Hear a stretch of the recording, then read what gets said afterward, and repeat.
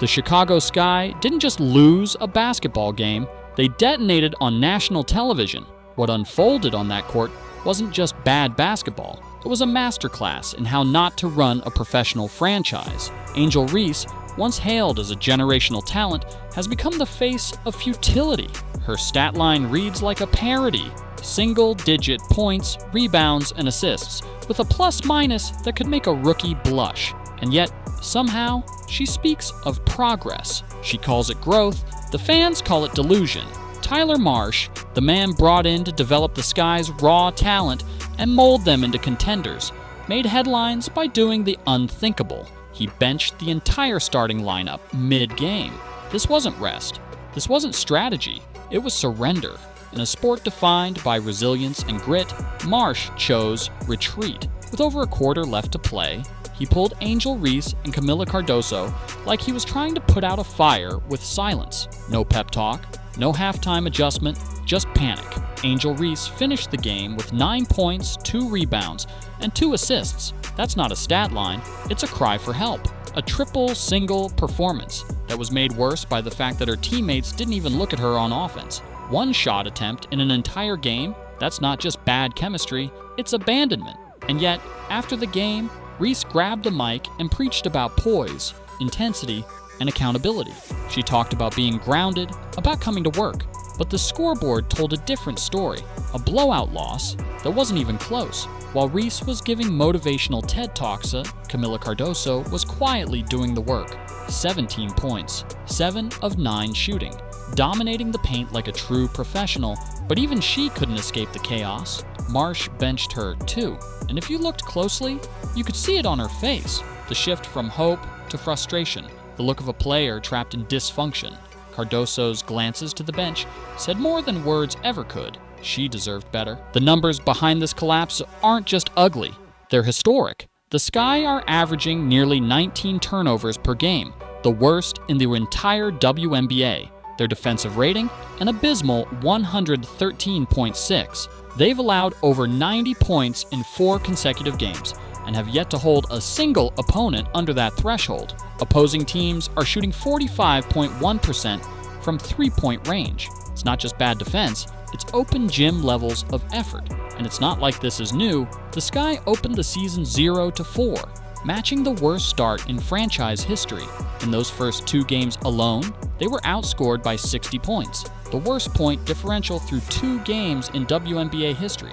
And things haven't improved. In fact, they've gotten worse. Their offense has completely vanished, averaging just 52 points in a game against Indiana. That's not rebuilding, that's demolition. What makes this meltdown so fascinating and so tragic is that it was preventable. The Chicago Sky weren't expected to dominate this season, but they weren't supposed to become the league's laughingstock either. They weren't supposed to become the team that broadcasters regret airing, but with every nationally televised game, they dig the hole deeper. This isn't just a slump, it's a death spiral. Tyler Marsh was supposed to be the answer. The championship pedigree, the experienced hand. But after benching his starters against Phoenix and blaming it on back-to-back games, the mask slipped. This wasn't preservation. This was a white flag. A man who didn't believe his team could fight back. A coach who gave up before the final whistle. He looked like a man doing the math in his head. How soon can I update my resume?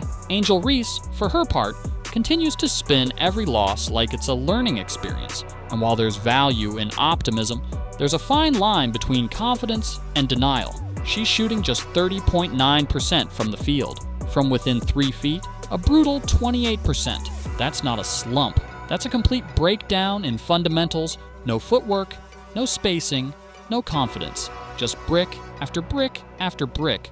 Reese fans may point to her college legacy, her charisma, her media pull, but this is the pros. This is the WNBA. And in the W, you have to perform.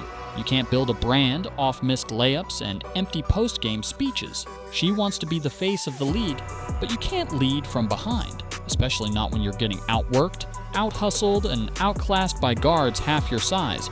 Meanwhile, Caitlin Clark is taking hits, draining logo threes, and keeping the Indiana Fever in the spotlight. She's earning every inch.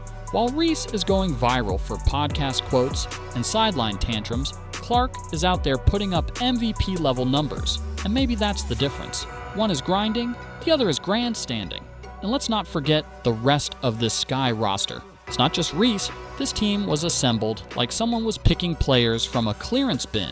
There's no identity, no leadership, no chemistry, they can't defend, they can't shoot, they can't even protect the ball.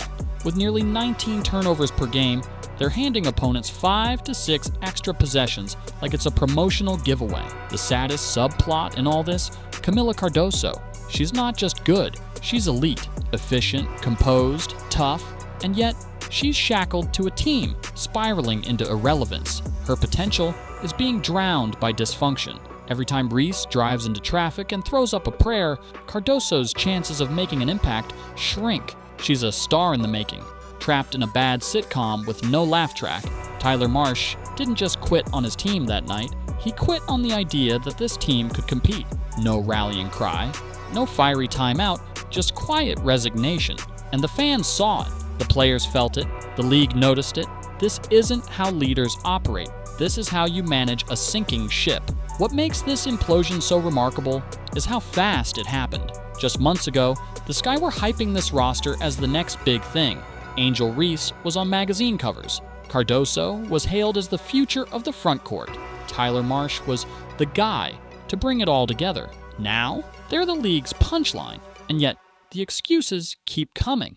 Bad scheduling, inexperience, injuries. But the truth is far simpler. The team wasn't built to win, the foundation was cracked, the leadership inconsistent, the expectations sky high, and now the reality is crashing down like a missed layup in the fourth quarter. Reese keeps saying she's happy with where the team is. But how can you be happy with this? How can you look at double-digit blowouts and think this is the process working? It's not growth, it's regression dressed up with buzzwords. It's saying the right things with nothing to back it up. Marsh said the team can't keep beating themselves. But maybe, just maybe, they're not beating themselves. They're just not that good. And when you're not good, effort isn't enough. Speeches don't matter. You have to deliver. And the Chicago Sky aren't delivering anything except content for critics. There are no untouchables on this roster. No future Hall of Famers, no glue players, just a carousel of confusion. And every week, someone else becomes the scapegoat. But scapegoats don't fix broken systems, accountability does. And so far, the Sky are allergic to it. The collapse of the Chicago Sky isn't just bad basketball, it's a cautionary tale about hype, about pressure, about what happens when the spotlight's brighter than your skill set. It's about what happens when the narrative crashes into reality and loses by 30 points. And as Angel Reese flexes her Sportswoman of the Year award and Marsh tries to keep the locker room from combusting, one thing is clear: unless something changes fast, the Sky won't just miss the playoffs. They'll become the NBA's most infamous failure. Make sure to like, comment, and subscribe. And if you think Angel Reese is the most overrated player in the WNBA, drop Baby Giraffe in the comments. We'll see you in the next one.